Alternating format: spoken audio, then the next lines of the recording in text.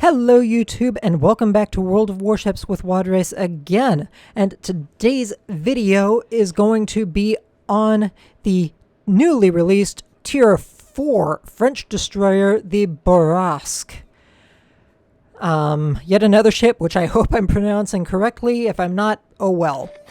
I think at this point I'm just going to start calling it the Bourr. I say that not necessarily because it is a boring ship to play, but because it's actually more of a bore to try and fight with, for the enemy to try and wrangle. And I should also specify a little bit more, I suppose, in that it is actually a somewhat formidable opponent to try and fight. It is very capable in close combat. It is very much an upgrade from her predecessor on the French line, the Fusilier. And she can just be a real annoying ship from the perspective of a opponent. Something that's just very, very good at harassing and basically just doing damage and being an overall nuisance to an enemy. She is the first ship of the French tech line that sports 13 or 130 millimeter, so 13 centimeter, 130 millimeter guns. And these guns love to hit hard. She has 4 of them, mind you. And at base range, they reach out to 10.7 kilometers. With her upgraded range module, they spit out to 11.8 kilometers. They also reload in 6 seconds. They have an 18-second 180-degree turning circle, and they have a 104-meter dispersion with a 9% chance of fire on target. For high explosive, they do 1,900 damage, and armor-piercing shells do 2,300 damage. As far as the ship herself, she has a 9,300 hit point health pool on the A hull, and she has 11,700 hit points on the B hull. For her torpedoes, we are definitely in the realm of triple torpedo launchers. She does not have a discrepancy in this regard compared to her predecessor, the Fusilier. So she has 2 triple torpedo launchers. They reload in 75 seconds, have a 7.5 kilometer range, speed of 57 knots, and these torpedoes hit harder than her predecessor, doing 11,267 damage at most. She also does have a reasonably better AA suite than her predecessor. The A hull boasts a small AA suite with 4 single 13.2 millimeter guns that do 21 damage per second at the short range, so 0.1 to 1.5 kilometers. Her B hull does introduce a mid-range gun that does 7 DPS out to 3 kilometers, and her short range is bolstered by 2 double 13.2 millimeter guns that go out to 1.5 kilometers on the short range spectrum. For her maneuverability, the Bourrasque reaches 34.6 knots, which upgraded, well, okay, not upgraded, but bolstered by the, or maybe not even bolstered, enhanced by the French engine boost consumable, pushes her up to 41.5 knots for her surface speed. So she is yet another nice, nimble little ship. She also has a 560-meter turning circle, and her rudder for both A and B hull shifts in 3 seconds. For concealment, she is seen at 6.6 kilometers from the surface. From the air, she is detected at 2.7 kilometers. And with her larger caliber main battery guns, she is the first ship to have a smoke bloom that is greater than the assured detection range of 2 kilometers. Her smoke bloom is 2.6 kilometers. Overall, I have noticed that she is a nice, strong little ship. The 130mm guns are a definite improvement when trying to take on more heavily armored ships compared to her predecessors. Those 100mm really just kind of start being very anemic after a point. So having that extra little bit of penetration on the high explosive shells, armor piercing, and so on, it just makes her that much more of a pain to deal with because she's actually capable of doing more reliable damage. As you can see from the first match that I took her into, where I ended up with a enemy aircraft carrier, her AA suite is getting quite the workout, and I would love to say that she is capable of doing substantial amounts of damage to enemy aircraft, but unfortunately that really just is not the case. And I did definitely reach the point where I was really wishing I had a friendly to help me with this Hosho's aircraft, because it just got to be an absolute pain. Now, I will also admit this is probably something that French destroyer captains are going to have to deal with in general. Now, because I did have the Hosho harassing me, I just did kind of leave my AA on anyway, just because it was just going to keep dancing in and out of my detection range, and I just wanted to be able to get my priority sector operating. And you can definitely see me cycling it over and over and over again just to try and get as much damage into the enemy aircraft carrier as I possibly can.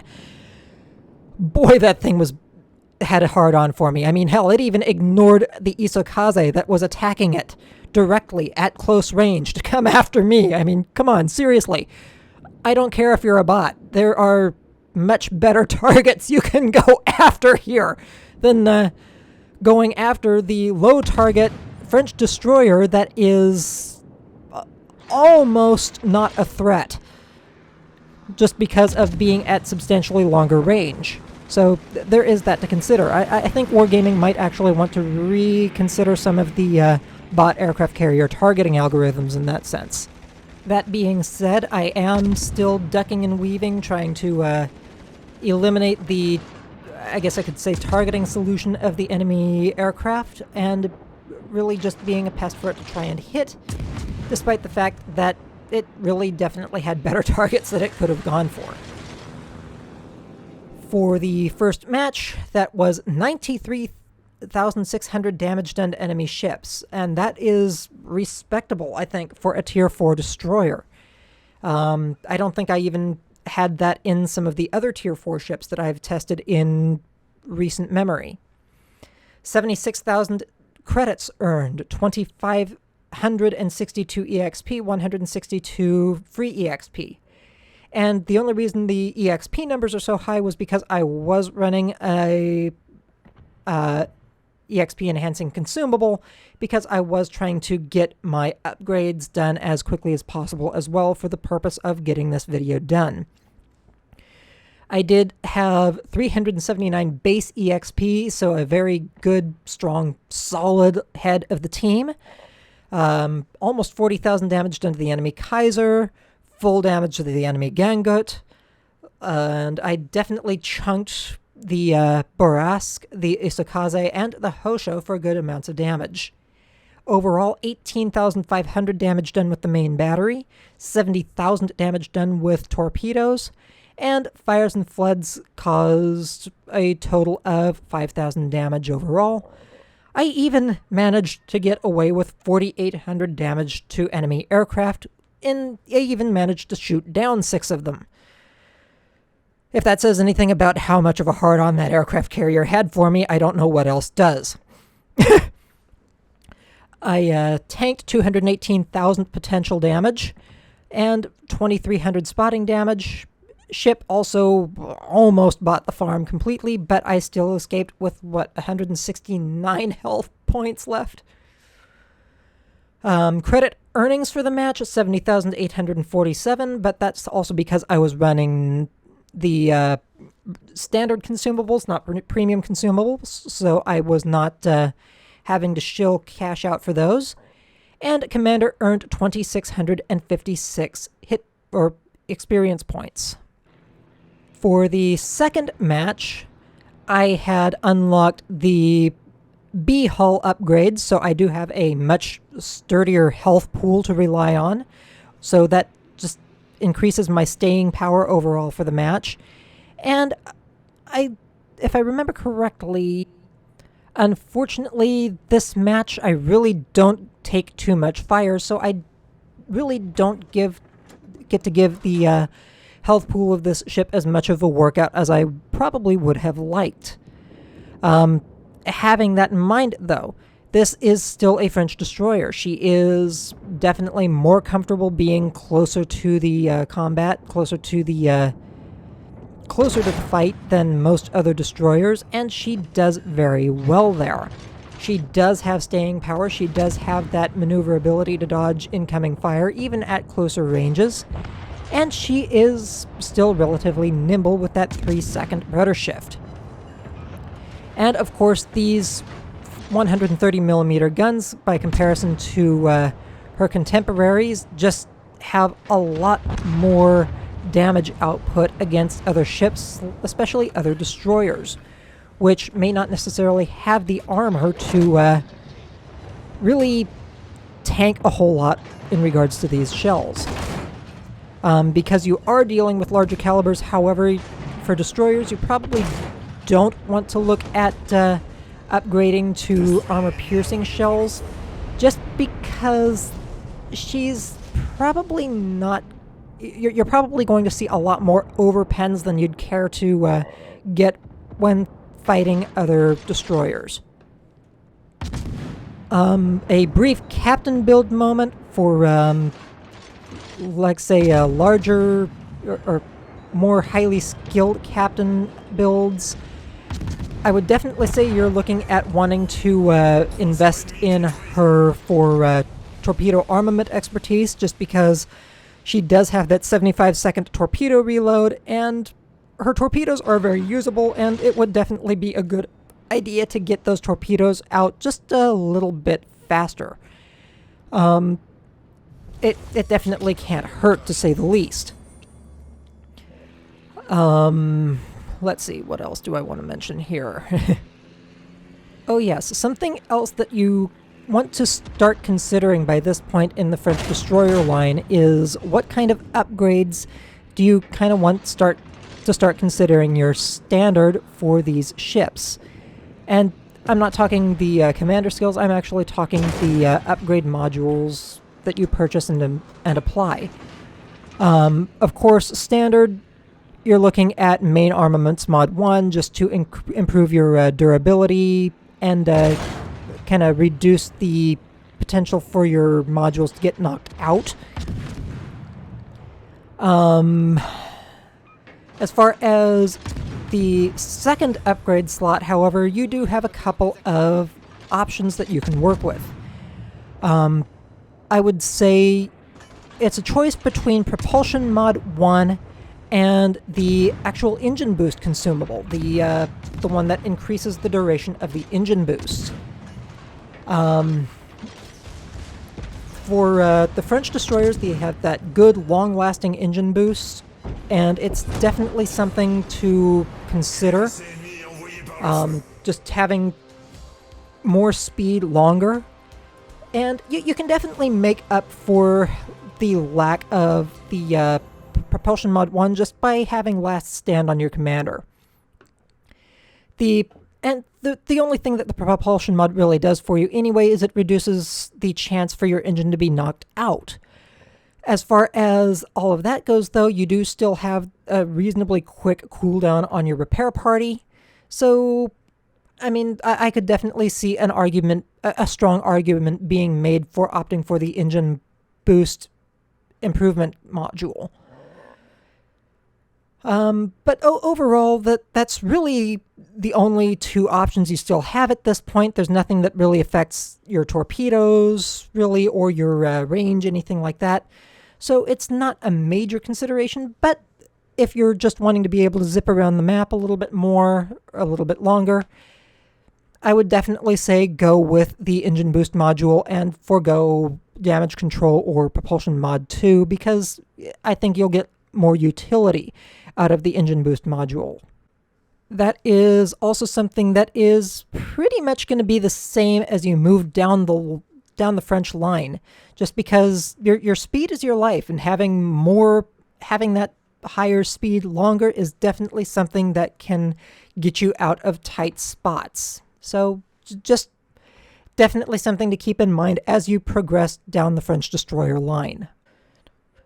As far as commander skills, these are ships that, even at the higher tiers, will still benefit from BFT and AFT completely. So definitely looking at that for, say, your first level 3 skill. Of course, you do want last stand, just so that your engine doesn't get knocked, or your engine and your rudder don't get completely knocked out, because again, you are a destroyer. You do want to keep your mobility very active. If you get stuck dead in the water, you're dead in the water. So definitely last stand. That's kind of a standard destroyer skill anyway. Preventative maintenance, just to reduce the chances of those being knocked out, of course. That's always a good thing, to just not have to worry about it as much as if you don't invest in preventative maintenance. And beyond that, for a second skill, you definitely want to look at bringing out your reload just a little bit better. So Adrenaline Rush, as you start taking damage, that is a very, very viable skill for these destroyers. Because by nature, they're just going to take damage. You might as well capitalize on it somewhat. And this little bit of an engagement right here with this Kuma. Look at how hard these these main battery guns hit when they find a citadel. I mean, holy crap. Most cruisers would love to have that kind of just sheer damage output. So a destroyer that can do that is, this destroyer is worth its weight in gold for being able to just wreck lightly armored cruisers in close quarters combat. Especially if you can find those citadels, because these guns do a decent chunk of citadel damage.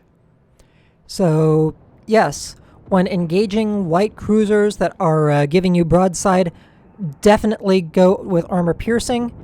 It's a far more viable armor piercing salvo than when you were dealing with previously against battleships or cruisers, when you only had the 100 millimeters on her predecessors. These 130s do penetrate well. They do a good chunk of damage. Just don't rely on those armor-piercing shells against destroyers too much, because, again, you do have the higher chance of over-penetrating the destroyer armor. Final notes on commander build, I would definitely say go for AFT for her for a level 4 skill if you happen to have a 10-point commander to put onto her. And for anything beyond that, up into 19 points, I would definitely recommend just this strict progression: preventative maintenance, last stand, BFT, AFT, concealment expert, torpedo armament expertise, and adrenaline rush. And the last two could probably be taken in either way around, opting for adrenaline rush first.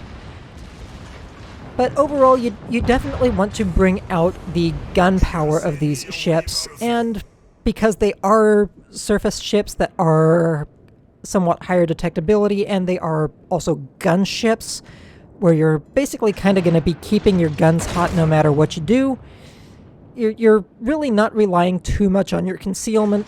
And this is a point that I actually made in the previous video talking about the Fusilier. As long as you keep your guns hot, you're not going to be worrying too much about your concealment anyway, unless you're trying to disengage from somebody. But even then, by that point, you're probably too close to get out of range anyway, unless you're just trying to race away at full speed boost. Having said that, again, just bring the guns out. Make them work for you. because these guns are very capable, very good, very strong. And you definitely do not want to neglect them at all. In fact, I'm going to come right out and say that if you are not using your guns as a French destroyer, you're doing it wrong. They are very good gunboats. They do have good torpedo systems, but especially when you get into the higher tiers where you start dealing with your main battery reload booster as well, use your guns. They are going to be your lifeblood in a lot of cases for these French destroyers. So again, just do not neglect it. They are a very important part of your ship, and again, you don't have any real extra concealment that you're getting by not using them. So you may as well just use them. Your concealment, all that really does is help you out for early battle, getting into position and everything. But once you're into position and you're keeping your guns hot, you're better off not worrying about your concealment too much. You're better off just trying to dodge incoming fire, use the high mobility of these destroyers to really get the most out of them. So that is why I would definitely say opt for AFT before you opt for Concealment Expert, just because it gets those guns out a little bit more for later battles, and then you can worry about concealment for early match and everything later. Overall, the Bourrasque is a good, strong, solid Tier 4 ship. I would definitely say she is a ship that you don't want to skip. She is very enjoyable to play around with, very, very strong. I don't think I've landed a match under 60,000 with her, and that's again just because she is a very capable ship in the right hands, and she can just do all kinds of work for you. Having said that, the French destroyers are still a very demanding line to play. So if you are not really comfortable with your destroyer play with anything else, I'd say leave your French line be for right now. Mainly because, again, these ships are demanding. These are kind of more along the lines of your expert destroyers. You don't have the concealment to get you out of trouble if you get into it. So you do have to have a very fair comfort in working with the ship, with the concealment, to be able to get the most out of it.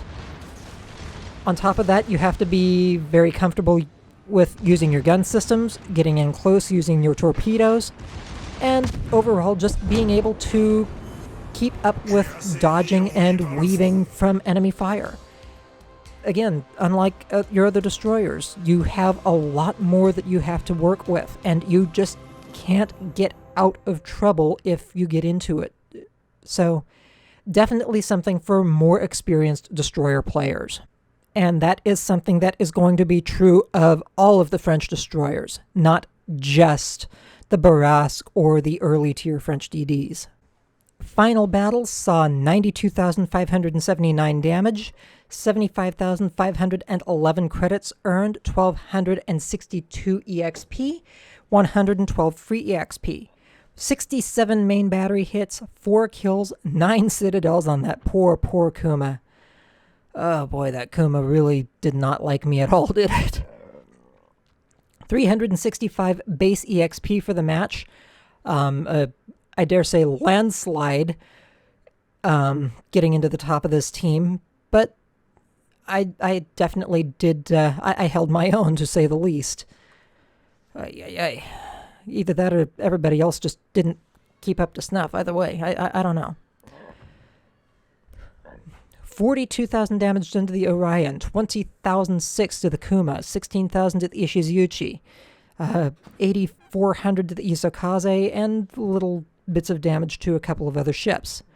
41,000 damage done by the main battery, 43,800 done by torpedoes, and 7,200 done by fire and flood.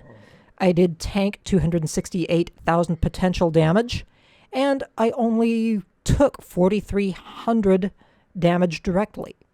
So definitely a good ship, and I just kind of kept my maneuverability and everything going, kept my positioning and everything, and just overall made it work for me.